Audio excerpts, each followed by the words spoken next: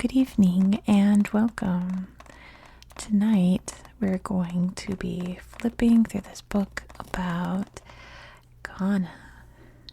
We're going to look at all the pictures inside and we're going to read all the little boxes. So let's just dive right in. Let's take a look at Ghana. Beautiful marshland here. Some very wonderful smiling faces here. It's too sweet. There's a beautiful, beautiful river rushing down through this gorgeous forest past all the mossy rocks. There's a beautiful beach there. That's lovely. Oh, an even more beautiful beach. This looks so inviting, doesn't it? There's some sweet little elephants going by, which reminds me, right there he is. I always have Topple the elephant here. He's the ASMR elephant. I'll make some noises with him at the end of the video. How about that? Whenever there's an elephant involved, we have to have Topple. And here you can see a beautiful forest. It says this is from the highest point in Ghana. That's what the view looks like. Let's read this box about the harmattan. The harmattan is a wind that affects large areas of Africa. It originates in the Sahara and blows down across Ghana from the north and northeast. It is a hot, dry wind and carries a large amount of red dust, which is deposited throughout the country. The forested areas in the southwest of the country break up this wind and protect the southwest from its drying effect. The harmattan can be devastating. In 1983, it blew across the entire country, disrupting the rainy season and causing a major drought that resulted in serious food shortages. Famine was narrowly avoided by the arrival of food donated from other countries. There's the harmattan wind. Have a little splash here in the lake. This also looks really nice, doesn't it? Nice and cool, you can imagine. This is the big Volta River. Look, it says that the canoes are ferrying people across. How interesting. Big old river. And more beautiful rainforest. Can you see this down here? What is this? It's someone getting zapped by an energy ball. Interesting artwork from a previous owner of this library book. But let's talk more about Ghana. Let's talk about the baobab tree. The baobab is an unusual tree that the people of Ghana use in many ways. It grows throughout Africa in savanna areas and looks as if it has been turned upside down, with the branches buried in the soil and the roots sticking up in the air. The trunk can grow to a diameter of 30 feet and as tall as 59 feet. Its massive foliage can spread out to 150 feet in diameter. The fruit of the tree is large and gourd-like and can be eaten. The trunk is often hewn and hollowed out to make barrels used to collect and store rainwater. The bark can be made into rope and cloth, while the tree itself provides shade in many villages and is often the site of the village school. Look at this, the bamboo cathedral. That's really incredible. And here's a suburb of Accra. It says the capital city. And this is in Kumasi in central Ghana. Another big bustling city. And this is in Tamale. Beautiful little market there. Now, this is an important place in Ghana and in Accra, the capital city. This is Black Star Square. It's sort of like the big monument area of the capital city, but this is the most distinct part. They're having an Independence Day parade celebration.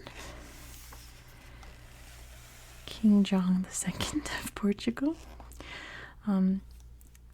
helped build a lot of forts and things on the coast of Ghana, including Elmina Castle.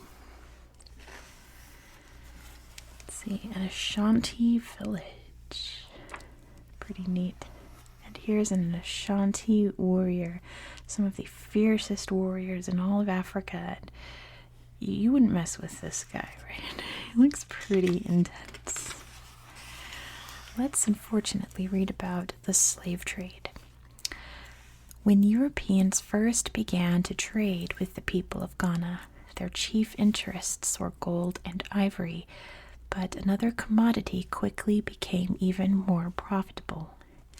In the West Indies and in the colonies of the Americas, huge sugar and cotton plantations needed a source of cheap labor. The European slavers supplied the various ethnic groups with the guns and firepower that made possible the wars between the Ashanti and their tribal neighbors. Countless new slaves were taken in battle. By the early 1700s, slavery was the most important trade between the Europeans and the Africans. Ashanti raiding parties penetrated the interior and captured innocent people whom they herded to the coastal forts to sell. The forts became prisons, holding pens, and slave markets. Countless hundreds of people were thrown into the filthy holds of trading ships for the journey to the Americas. Many died from disease or starvation, or were murdered by the ships' captains. The vigorous slave trade continued for another 100 years, making the Ashanti the richest and most powerful empire in West Africa. The trade was finally stopped early in the 19th century when first Denmark, then Britain, and finally America in 1808 outlawed the slave trade and sent ships to capture the slave ships and return them with their human cargoes to Africa. It's a sad part of its history. I just remembered from reading this, I have a friend who did her genealogy to see just how far back her ancestry goes, because she's African American, and she traced it back to Ghana. So one of her ancestors was most likely one of these people who were captured and sent to the Americas. Really, kind of puts things in perspective. Some British people here talking to the Ashanti. And, what are they doing here? A British officer receiving news of the Ashanti Wars. Yeah, that's a pretty British image there from back in the day, right? This is the tomb or memorial tomb of Kwame Nkrumah, the first president of Ghana. And here's another look at what the Black Star Independence Square area looks like. It's really big and empty with lots of memorials and things. It's really pretty. This person here is voting, looks like. And here's a political gathering here, political rally. And the State House in Ghana. Very neat and nice. Let's read about Jerry Rawlings. Jerry John Rawlings was born in 1947 to a Scottish father and Ghanaian mother. He was educated in Ghana, first at Achimota College and then at the military college. In 1969, he was commissioned a lieutenant in the Air Force. 10 years later, he led a military coup against the corrupt civilian government of General Ignatius Kutu. Kutu and many others were tried and executed. Rawlings kept power for 112 days and then called a general election.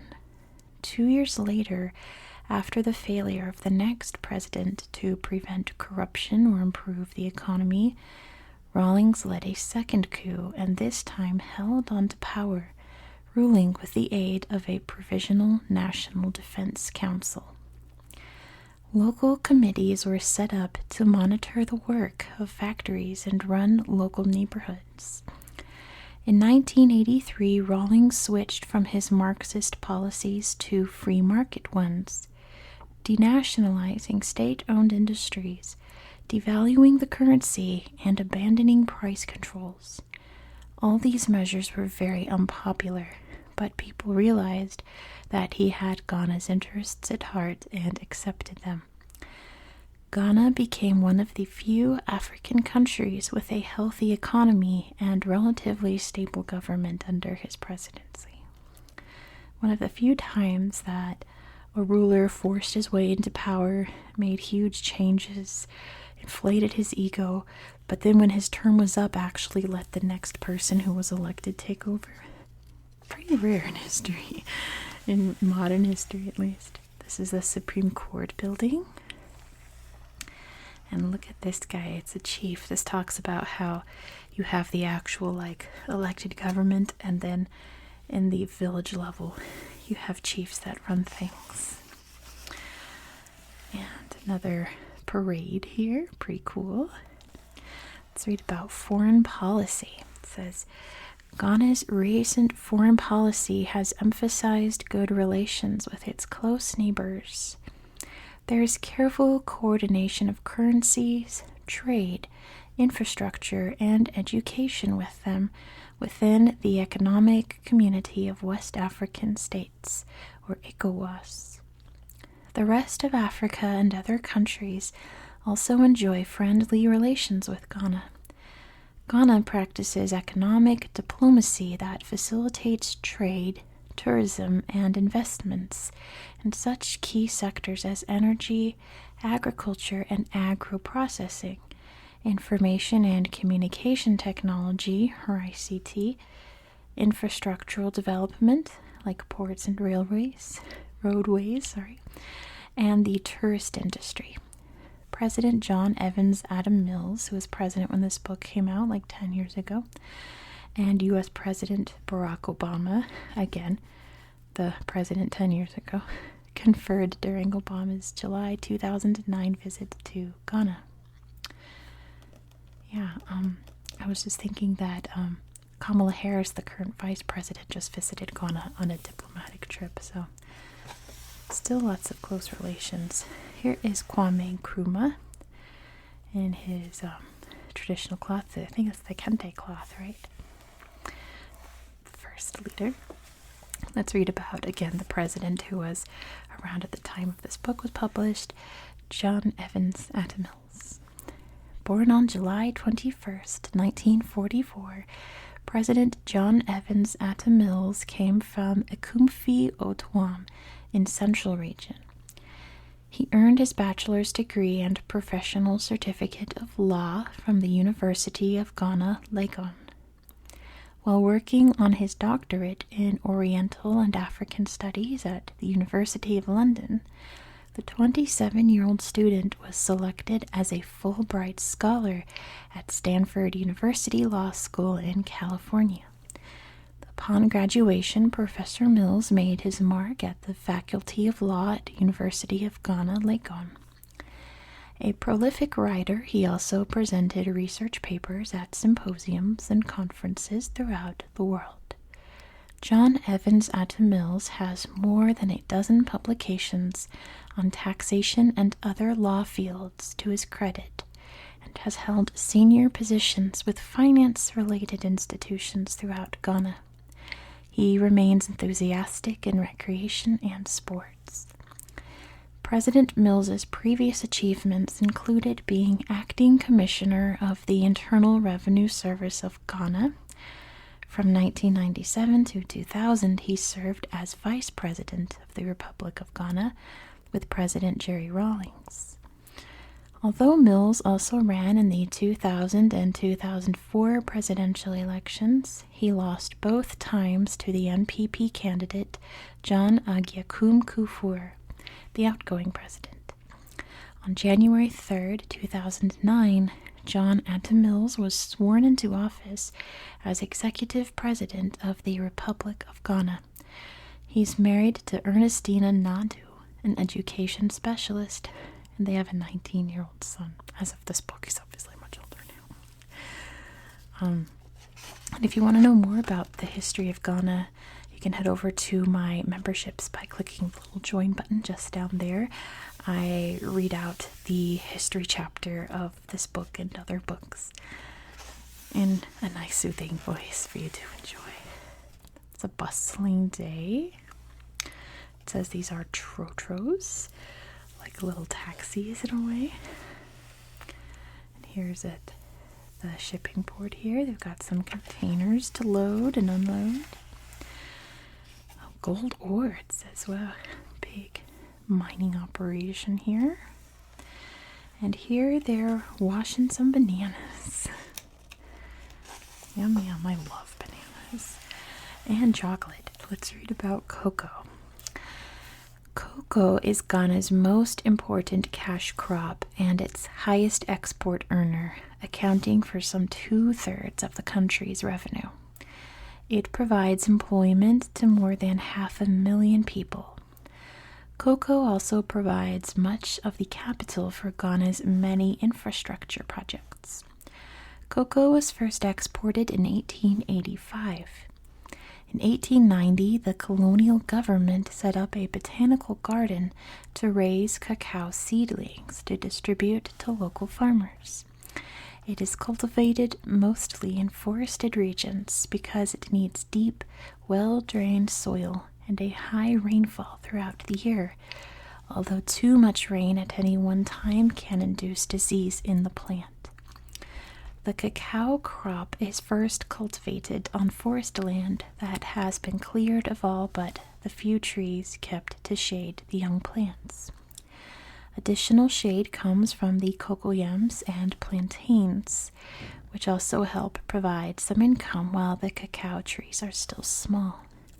The trees become productive after about 5 years.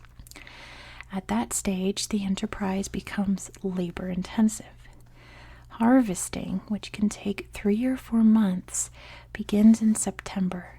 The large ripe cocoa pods are collected and the beans scooped out and fermented for several days. They are then sun-dried for about 2 weeks and packed into bags for shipment to processors. There's some interesting cocoa pods here.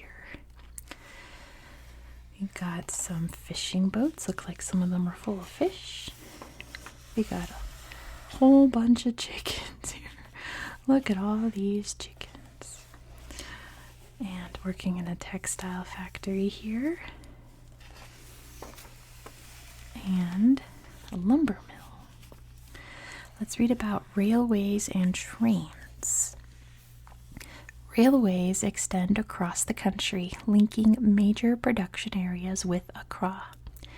The railways are largely used to move freight. Schedules are irregular, so trains are unpopular as public transportation.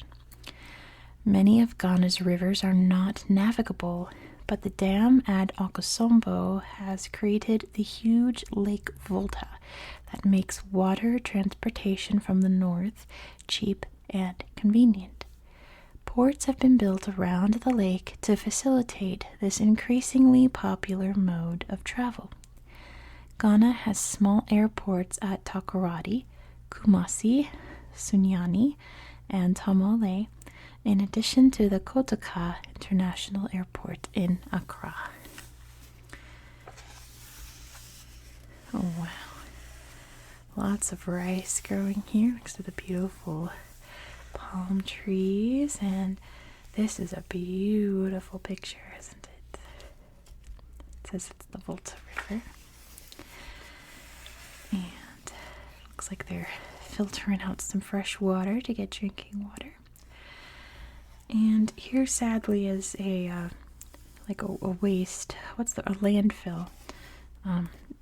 Looks like computers and things that people are going through trying to find, like copper. That's the word I'm looking for. I was about to say to find little doodads and trinkets and things, but they're looking for like copper and other components of computers. Let's read about the damming of the Volta River. Very big event in Ghana's history. Construction of a dam on the Volta River began in the early 1960s and the dam was in operation by 1966. The lake that was created behind it stretches 250 miles. The long, thin Lake Volta flooded 2.1 million acres of inhabited land, or 1/7 of Ghana's total landmass, and 80,000 people had to be resettled. The hydroelectric power generated by the Akosombo Dam supplies a power grid covering southern Ghana and extending into Togo. The lake provides an inland waterway system that reduces the cost of transporting goods from the north to the south of the country. Its waters irrigate parts of the Accra Plains, which had no steady source of water, and it has added huge numbers of fish to the country's fishing stocks. It is likely to, in the long run, to affect the country's climate by making the area more humid and increasing rainfall. The big Kosombo Dam. And here's a flood here. Always devastating. Some fresh cut trees here. And let's read about erosion. You can see the dry, caked up land here. Like many other countries where the population is growing, the land in Ghana is coming under increasing pressure as villages expand and the soil becomes depleted. Improved irrigation in the Voltaian Basin encouraged people to raise cattle, and because of this profitable work, large areas of the savanna are being denuded due to overgrazing. Forested areas are being logged off and turned into grassland, which in turn becomes infertile and overgrazed. The result is erosion, as torrential rains fall on what once was vegetation, but is now barren soil. Much of the rainforest that has been logged has not been replanted. The government has designated protected reserves where trees cannot be logged and where animals are safe from hunters. Similar solutions will have to be found for the grasslands and cultivated land around the major cities, where the soil is not left fallow or idle long enough for vegetation to reestablish itself. That's a beautiful dress there. Matches these flowers. How nice. And there's some more wonderful little faces there. Very cute. And let's see, oh, they have knife grinders. It looks like you can also get some super boss haircuts here too. This one for sure is the best. That's cool. There's a little family here. They're sweet little, so cute. And a Fanti chief. Now this is Kente cloth for sure. You can tell the bright colors in this picture. And another beautiful person says she's from the Ewe tribe, the Ewe peoples. This, yes, beautiful Kente cloth dress and turban there. Really cool. How to wear a Ghanaian man's traditional dress. Here's some directions for you. It says 1. Take 33 feet of cloth and drape it around the back, with the left arm in line with the top selvage, around the right arm above the top selvage. You're getting this? Number 2, take the cloth in the left hand over the left shoulder. Number 3, take the cloth in the right hand under the right arm and pull it forward over the left shoulder. Both ends of the cloth are now over the left shoulder. And number 4, bring forward the bulk of the cloth, hanging behind the left shoulder, and throw over the left shoulder again. This leaves the right arm and shoulder bare. Alright, now we know. Now we know. This is Kingsley Ofosu. I don't know who that is. Let's see. Oh dear. Someone, oh, this is kind of a sad story, it looks like. A survivor of an attack, it looks like. We're gonna skip that. Let's read about Kofi Annan. Kofi Annan, a Ghanaian, became internationally well known in 1997 when he was made the United Nations Secretary General. His term of office began with a crisis in Iraq, where UN weapons inspectors were in dispute with the Iraqi government over access to certain areas. Secretary General Annan was able to defuse what might have developed into a very dangerous situation as American and British troops were poised to attack Iraq. Annan was a career official in the United Nations. He joined the World Health Organization in 1962 as a clerk in Geneva, and after 30 years of service was nominated to its highest position. He was educated in the United States and Switzerland. His job at the United Nations came at a time of crisis for the World Organization. The UN's role was no longer well defined in a post-Cold War era, and it was seriously in debt. About half the member states were not paying their contribution to its upkeep, including the United States, which owed over $1 billion. Kofi Annan served 9 years as Secretary General, resigning in 2006.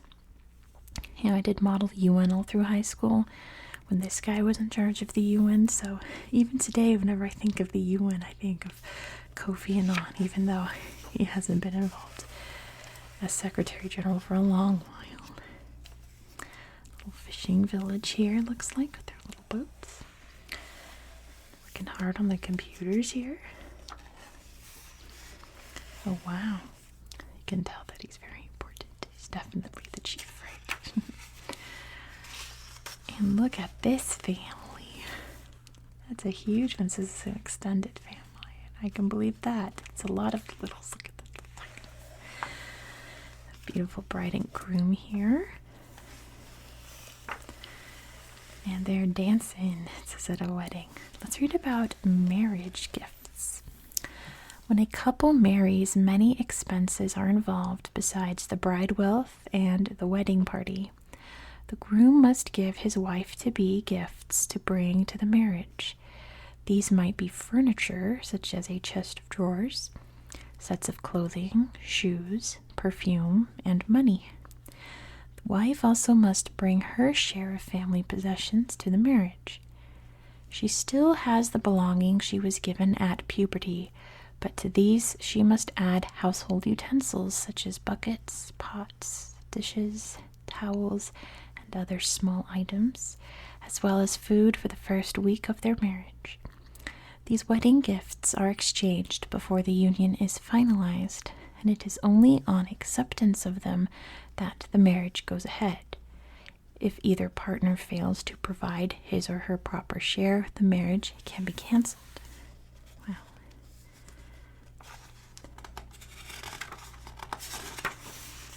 Let's see. It's like a little medical area here, taking care of their littles. Let's read about coming of age in Ghana. It's a really nice picture too. I like it. Very serious. Coming of age is an important part of life for village children. It marks their arrival at adulthood and is celebrated by the whole village. It is usually incorporated into one of the festivals observed by the village. Boys from the Fanti ethnic culture are given the uniform of their local militia.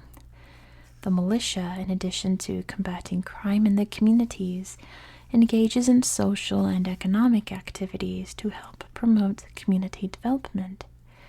The night before the festival, a bonfire is lit, and the teenage boys to be initiated and their fathers gather together. They are taught the secret stories of their militia, and purification rituals are carried out. The Depot puberty ceremony for girls of the Krobos group are more elaborate, with rituals varying according to the customs of the clan. Generally, they follow the pattern that, on reaching puberty, girls are taken to the family compound and put on display for all the neighbors to see. Like a cotillion, right? In other ethnic groups, they walk around the streets greeting the villagers. In some tribes, the girls wear very little besides beads. After this, there is an 8-day period when the girls are isolated and cannot touch anything associated with adult life, such as the stove, their newly bought clothes, or the gifts that their family and neighbors bring. At the end of this period of exclusion, the girls are dressed in their finest new clothes and are presented with gifts that form their capital and that remain their personal property even after marriage. Let's see, they're having an English lesson using verbs. How exciting. There's a really nice church here. Very like very modern looking, but very traditional at the same time. I like it. And this is a Fanti shrine, a Sappho Fanti shrine. Really cool. Let's see. A juju priest. Wow. Doing some kind of little ceremony there. Let's read about Abossam houses. In the Ashanti religion, the supreme deity is called Nyame. Beneath him are a pantheon of lesser gods embodied by the earth's physical features, such as the Tano River, Nyame's favorite son. Below them are even smaller gods, or Abossam, objects of spiritual power, or the power that it represents. While Nyame is so remote that he cannot be appealed to, the Abossam are ready to help if appealed to in the right way. All over Ghana, Abossam houses exist where the Abossam are worshipped and addressed as if they were elders of the clan. Inside the Abossam house is a brass basin containing the essential elements of the Abossam. Perhaps some river mud, herbs, beads, shells, or other revered objects. The Abossam can enter into the body of a priest if it so wishes. Some good luck charms. And look at this. It's a very important person here. Looks like a very important nose. And they're on the golden stool, probably the most important object to Ashanti culture. Let's read about the supreme being. And this picture will make sense after I read this. An Akan story tells how the supreme creator, Nyame, got into the sky. In the very earliest days, the creator lived close to man on the rooftops of the houses. One day, he was passing some old women pounding fufu, a doughy mixture of cassava and plantains. The harder the women pounded, the farther Nyame bounced into the sky, until eventually he reached the highest heavens and decided to stay there. But by then he was no longer close to the people that he created, so he had to call on the tallest things to talk to his people for him. That is how people learned to worship the high things, such as mountains and trees, which were close to Nyame and could easily carry messages yet farther up to him. When the Ashanti create altars to Nyame, it is always in the shape of a tree with a fetish figure sitting on it. When a drum maker or boat builder cuts down a tree to make his drum or boat, he always propitiates the tree because of its mighty power to intercede between him and the supreme being, Nyame. You can see they are celebrating the tallest tree in the village here, because that's how you talk to Nyame. And look at this, it's the Last Supper. That's a really neat engraving there. And a beautiful mosque. Really, really neat. You see a lot of this style in Western Africa. Got some newspapers here. Ghana Whips USA. What a surprise. Especially if it's the men's team. She's talking on the phone there. It says she's learning to read, so it's like a full guide to teach you how to read English. And there's another little book here to help you with your handwriting and spelling, I assume. A quote here from Jerry Rawlings. It says, "No one can develop this country for us. Other countries can only help us to do what we ourselves have set our minds to do. Interesting. Let's see. This box says spokesman. Among many of the tribes of Ghana, an important member of the chief's entourage is the Ochiame, or spokesman. He accompanies the chief on all his official duties and carries a special symbol of office, a mace. His job is to listen to what the chief says and translate it for the people, even if the chief and his people speak the same language. He spends his apprenticeship learning how to say things in the most euphemistic and flattering way. For everything that the chief wants to say, there is a polite and diplomatic way of saying it.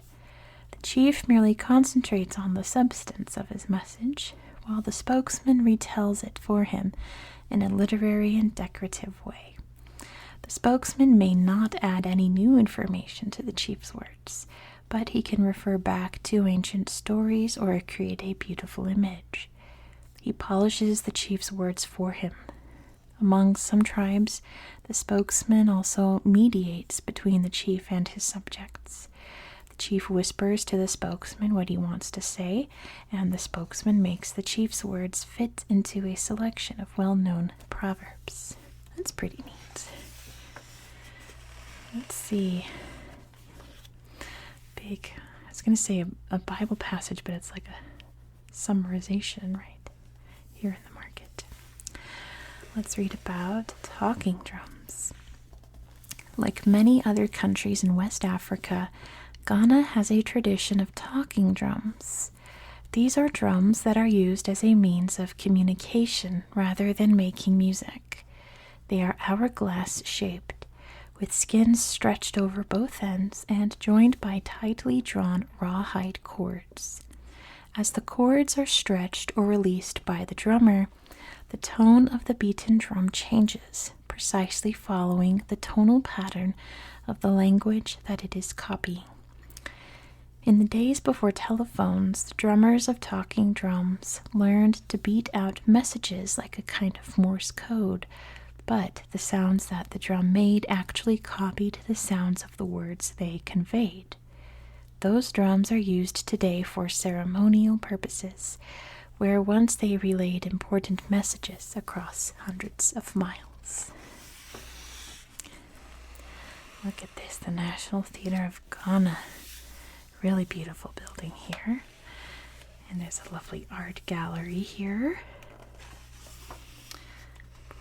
Some big horns. Wow, that must sound really neat. So do these big drums here. That's so cool. And this is a Ghanaian band called Osibisa. Looks like it's a lot of fun. And lots of cool dancing too. Making some patterns here on the beautiful cloth. And my favorite form of Ghanaian art, coffins. Look at this. Do you want to be buried in a Nokia phone? Let's read about the coffins as art. Funerals are lavish and expensive affairs in Ghana, and the more important the deceased, the more elaborate their funeral.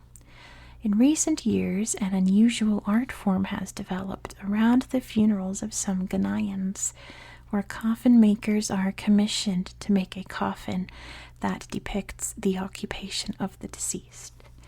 Thus, a fisherman's coffin might be a huge tuna fish carved out of wood and painted, while a truck driver's coffin might be a small replica of the truck he drove.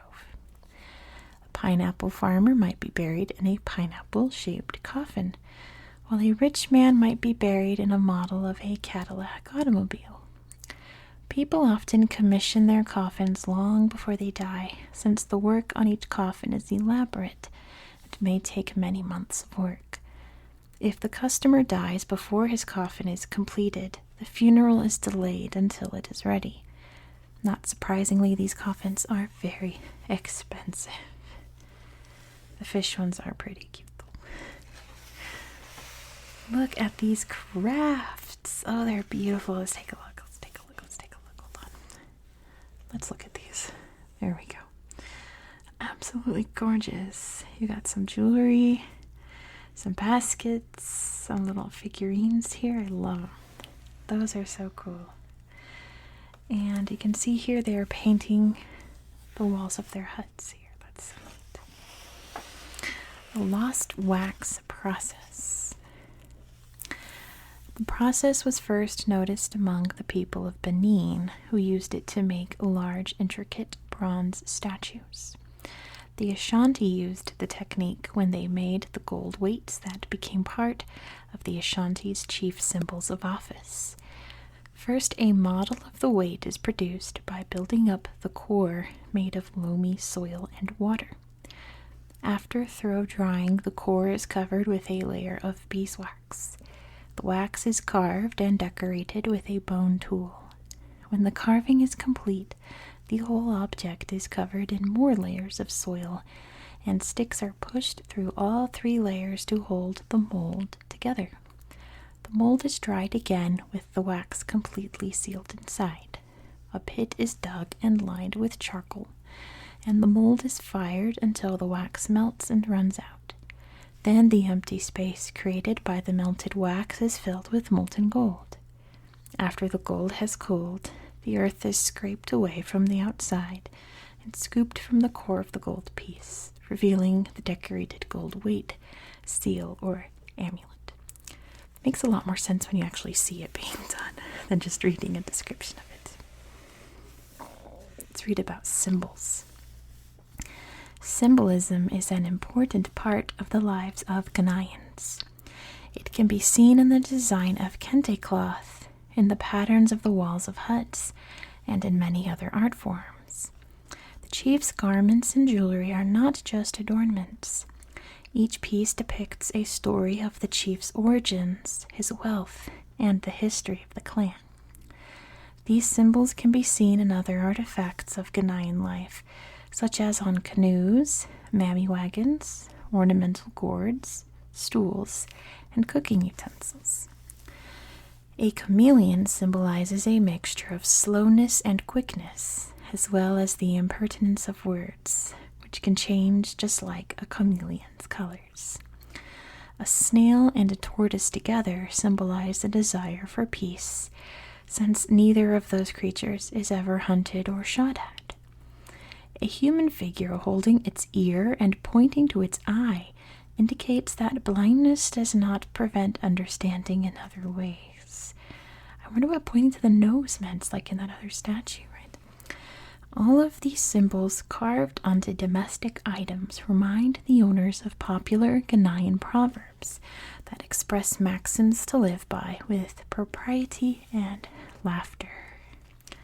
Some really cool little symbol-y things over here.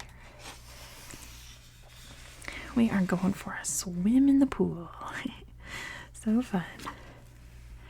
And here they're playing, it looks like a little Mancala game. Stone game, those are the best kinds of games. Let's see, we're watching the football match here. They're rooting on the Ghanaian team. Enjoying some foosball. Playing some soccer there. And cricket. Oh, cool. He's got a big drum there. Really neat painted face. That's so cool. And incredible clothing and beaded jewelry there. That's really neat. Look at these masks. Oh, that's amazing. Very, very cool. Let's read about Durbars. The highlight of every festival is the Durbar, a kind of pageant in which the chief of the clan is dressed in his finest clothes and seated on a palanquin, a chair carried by several of his servants. He is shielded from the heat of the sun by a large and colorful umbrella. The lower chieftains follow in the procession, also adorned in their best clothes.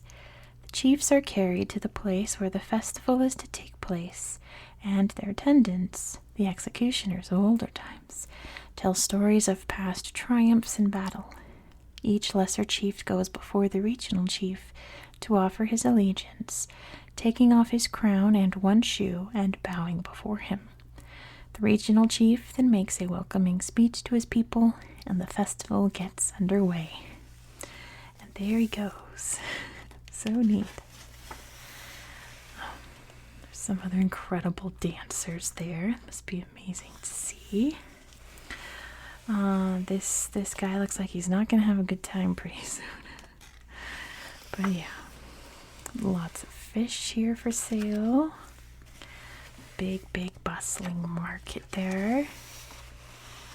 Lots and lots of things for sale. Looks like it's a lot of canned food. Drinks of some kind. Making some fufu. Pound, like I was saying before, the cassava and plantains. And some street food there. Looks like some kind of little deep fried dough balls of some kind. Always delicious, no matter where you are in the world. A beer made from millet, it says. Pito. Interesting. Got some really yummy looking recipes. Chicken peanut stew and a craw banana peanut cake. Those both sound really good. There's Ghana. And there's where it is in the world. So let's close this out with Topple while I say my good nights. Here's Topple, the ASMR elephant. I'm going to rub his ears like this, up close to the microphone. Wait, I gotta move my screen first so I can get in front of the microphone. Okay, it doesn't want to move all the way, but here's the best I can do. Nope. My goodness. Okay, I'm gonna move my screen out the way. There we go. Thank you so much for watching. I hope that you found this video relaxing and educational. And I hope that you have a very good